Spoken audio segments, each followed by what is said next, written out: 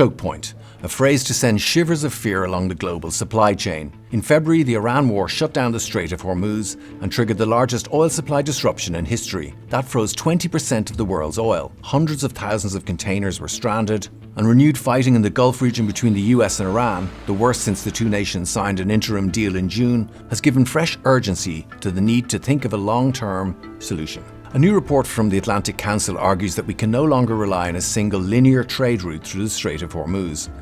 Only a network of corridors is a reliable hedge against Middle East choke point disruptions. It would have 4 nodes. Oman, Saudi Arabia, Egypt, and Syria via Jordan could be credible additions to the corridor. Expanding the India-Middle East-Europe Economic Corridor, or IMEC, into a broader regional network could strengthen global trade routes and generate more than $330 billion in economic opportunities. The IMEC corridor is a massive, multinational infrastructure and trade project launched during the September 2023 G20 summit in New Delhi. The G20 back then wanted to counter China's Belt and Road initiative. The plan was supposed to foster Arab-Israeli cooperation through shared infrastructure and also diversify Gulf economies beyond energy exports. The war in Gaza stalled the original northern route through Israel and showed that a single corridor means a single point of failure. While IMEC's core Middle East artery running from the UAE to Haifa port in Israel remains central, the latest proposal is to look at IMEC as a broader network of corridors. Resilience only emerges from a network. In the report, we map alternative nodes through 4 countries, expansion of port capacity through Oman's port network, through Saudi Arabia's Red Sea ports, and then through Egypt's Mediterranean port clusters. We also talk about Syria and the potential for expanding IMEC to include pathways through Syria, so that redundancy means enough parallel pathways that no single failure can bring the whole system down. And so by building enough of those pathways, that essentially becomes the only mechanism that actually delivers reliability at scale. Oman has a major advantage. It's the only Gulf country with deep-water ports entirely outside the Strait of Hormuz and Bab al-Mandab choke points. These ports handled 143 million tons of cargo in 2025 alone. And then there's Hafid Rail, a $3 billion cross-border project that will soon connect Oman's ports directly to the UAE and Saudi rail systems.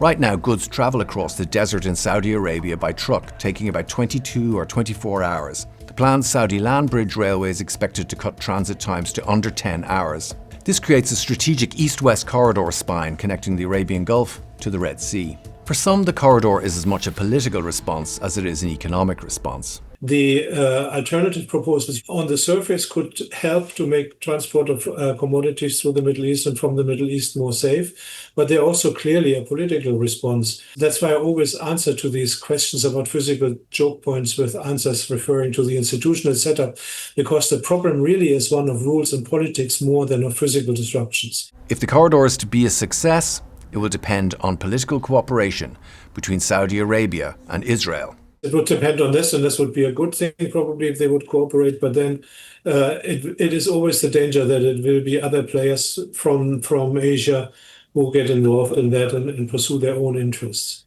So I think in principle at the moment diversity is good, and diversity will improve the situation, and the more proposals like that are on the table and get implemented, the better the competition between alternative trading routes. And that is a big plus to have if you're on the consuming end of these disputes. Egypt sits at the junction of the Red Sea and the Mediterranean. It's constructing a 660-kilometre high-speed electric rail corridor, a $4.5 billion Suez Canal on rails, linking Ain Soknu on the Red Sea with Alexandria on the Mediterranean. The project will provide a high-capacity overland alternative to traditional canal transit. Egypt will build a multi-billion-dollar bridge connecting 2 continents across the Red Sea. It's called the Moses Bridge. This extraordinary bridge will link Saudi Arabia and Egypt across the sea that Moses is said to have parted over 3,200 years ago, according to the Bible. Following years of political transition and sanctions relief, Syria is being reintegrated as a land bridge to the eastern Mediterranean. What Syria does is add vital strategic flexibility. If one Mediterranean exit gets blocked, another remains open.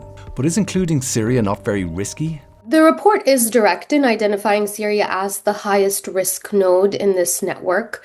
And meaningful integration there will definitely take years, as well as sustained stabilization, a scale of reconstruction capital that maybe is not yet fully in place, which is the realistic picture that is worth stating plainly.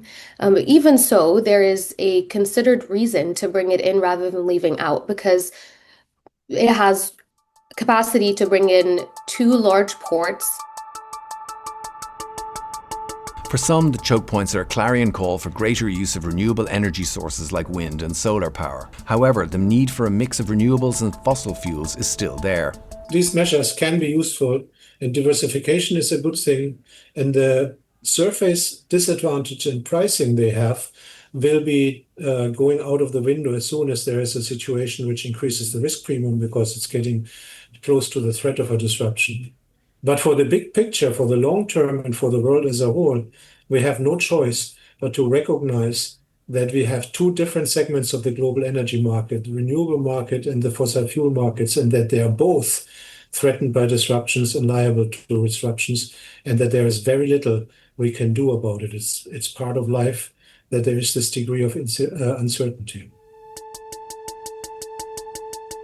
This new network will have both positive and negative effects on the environment. For one, it cuts shipping emissions by shifting cargo to high-speed rail. The railway land route and optimised shipping lanes bypass the congested Suez Canal, which lowers the carbon footprint per tonne of goods shipped, compared to traditional, longer maritime detours. But it also risks severe habitat loss, water crises, and biodiversity damage across the Arabian Peninsula and Mediterranean coastlines. It also disrupts wildlife migration routes in Saudi Arabia, Jordan, and Israel. The economics of this network depend on moving cargo from ships to rail and back to ships again. Given those added costs, can the routes compete commercially with traditional sea routes through Suez? Or is its real value as an insurance policy against disruptions like the closure of the Strait of Hormuz? If I had to place the single biggest obstacle sort of at the top of the list, I would say coordination, though I'd be careful not to wave the others away, because politics, security, financing, and infrastructure are all genuinely interlocking challenges. I think financing is arguably the most traceable of the four, given that Gulf sovereign capital is already committed and the physical infrastructure is being built node by node. Given the ongoing nature of the Iran-US conflict, the value of alternatives is growing every day.